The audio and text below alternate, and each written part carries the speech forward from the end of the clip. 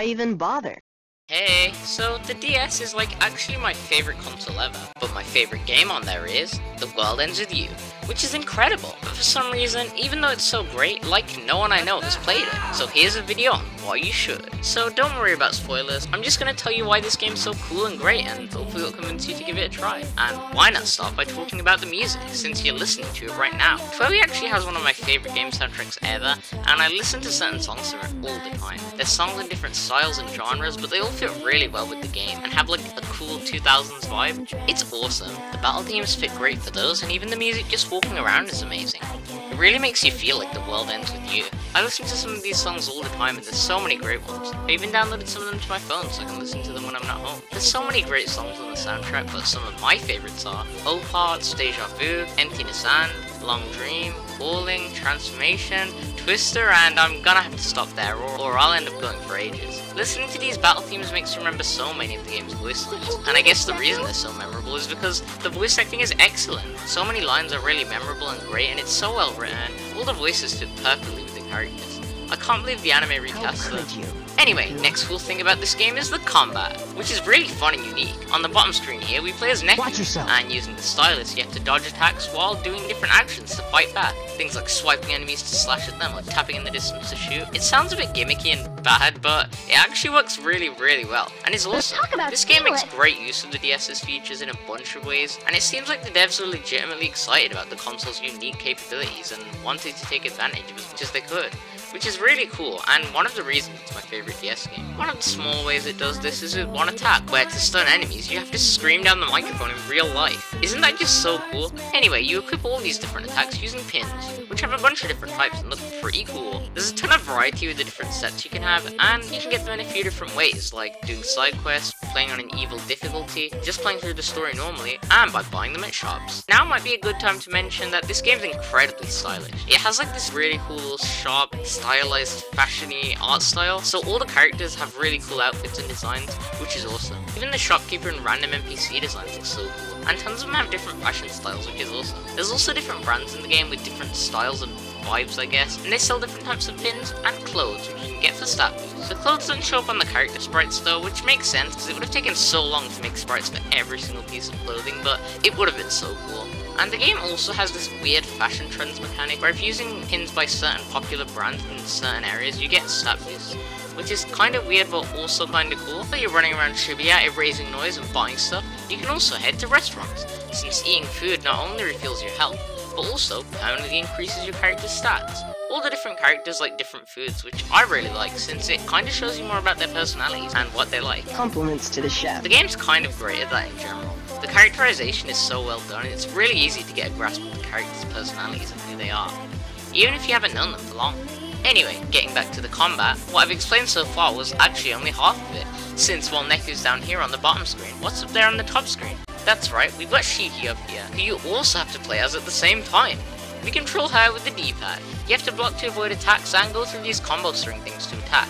You can also match these card things together to do fusion attacks, but you also have to block so you don't get hit, because both the characters share health, so you really have to focus. Rest in it can peace. take a little while to get used to, basically playing 2 games at once, but you get the hang of it eventually, and I kind of love it. It's cool and unique and represents the bond between the characters, since as you progress you get better and better at working together and unlock more powerful fusion attacks, which I just think is really cool. I really enjoyed the battles in this game. You can listen to great music, hear great voice acting, and not to mention that the battles are just actually fun. The combat never got old for me throughout the entire 25-hour story, and I even just booted it up to walk around and fight a few times. And also while I was playing, the story also never got old, because it's really good. The characters are really great, a ton of interesting stuff happens, there's character development and a ton of shocking twists. It's just amazing. I just couldn't wait to see what was going to happen next my whole way through, and the character interactions and personalities were so fun to watch, and made it so much better. My favourite is the dynamic between Joshua and Neku, it's amazing. I will warn that a lot of you probably won't like Neku at first. Out of my face. But he does go through a lot of character development, and I think you'll really like it by the end. I'm not going to talk that much about the story because I really don't want to spoil it, but the basic premise is that the main characters are competing in the Reaper's game. You have to do different tasks over the course of a week or you die. The premise is interesting, but I think it's the characters that really make this game's story. I said earlier no one's played this game, but the famous YouTuber Felix PewDiePie once said that Sho Minamimoto was his favorite game character ever, which is so Zeta cool of him. So Zeta slow! Minamimoto, by the way, is this really cool character who's obsessed with math for some reason. He's not what you'd expect from like a math-loved character at all though. He's really cool and builds giant towers out of piles of junk. He's awesome and pretty much just does whatever he wants, and he's a really unique character.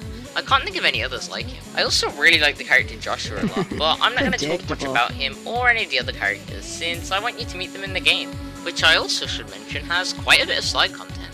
There's some side missions, New Game Plus, secret reports with more lore, a really hard mode, and even a secret boss an extra day. Oh yeah, there's also a minigame called Tin Pin, which is kind of like the Street Pass minigame in the 3DS Smash Bros. You basically just smash pins into each other to knock them out of an arena, but you also have some abilities. I don't like it that much. Oh yeah, Twewy also kind of invented Street Pass. There's a feature called Mingle Mode where you put your DS in sleep mode, then walk around in real life. Then if it found someone else who had the game, it would level up both of your pins, which also level up by not playing the game for a few days, which is weird. Don't most games want people to play them? I didn't play the game for a bit since I was busy with real life and stuff, but when I got back to playing, all my pins were max level, which was nice. I guess if you don't want to grind, that's what you can do, but this game isn't that grindy anyway, so don't worry. If you haven't played Twewy but think the characters look familiar, then maybe you're a KH fan, because not only was Nomura the creator and character designer for Twewy, but a bunch of Twewy characters appeared in Traverse Town in Kingdom Hearts Dream Drop Distance, which is really awesome. I love Kingdom Hearts 1 and 2 a lot, 2 being one of my favourite games ever, but I've only played like half of Dream Drop Distance and it was a really long time ago. I will go back to it eventually, but from what I can remember, this crossover is pretty cool, and is what originally introduced me to these characters. Also, Roxas's skateboard gives me some Twewy vibes. It would be cool to get to see Neku again in KH4 since that's also set in Shibuya, but apparently Nomura said it's a different Shibuya, which is sad. Why? What the hell? So those were just some of the reasons why you should play one of my favorite games ever. I didn't even get to talk much about the great story, but trust me, it's excellent. And if you do want to play the game now, I would recommend the DS version. It's the one I played and has the cool unique controls with the 2 games at once combat system. But if you don't have a DS, the final remix might be fine. I haven't played it, but it has a different control system, which apparently sucks, but it also has a new story chapter, which I watched online and was not a big fan of. You need to do better, Neku. But if it's your only way to play, I guess it will be fine. If you're wondering what my thoughts are on Neo Twewy, I never finished it. I liked a lot of stuff about it. The music and the graphics and style were awesome, but I just didn't find the story as interesting at all, and it really didn't grip me as much as the first game. I still should probably finish it one day though. It was cool. Anyway, even if this video gets one person to play and enjoy Twewy, I'll be happy. But even if you don't end up liking it, that's fine.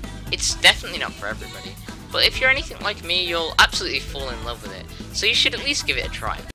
And if you've played the game before, remember, the world begins with you.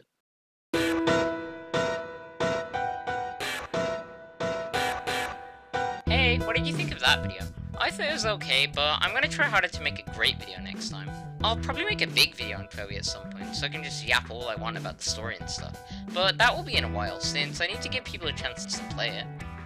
Like I said in the video, I just really love the game, and I want it to be more popular. No one's ever heard of it, and it's actually sad. The game's pretty old, so that's probably part of it, but it's been remastered and stuff, and I just want it to be really popular. Surely it can't be that obscure since it got a sequel not that long ago, but I only know 3 people who've heard of it, and none of them have played it. Crisis Core also came out in 2007, which is my favorite PSP game, so I guess Square Enix just decided to make amazing handheld games that year. I love Crisis Core so much, it's actually the best Final Fantasy game. I need to talk about it someday. Anyway, big changes are coming for the channel this year, and a lot more videos about all sorts of stuff, and it's just gonna be awesome. It might take me a while to make, but it'll be epic, so subscribe so you can see, and thanks for watching, bye, I love you. Go away. Yes,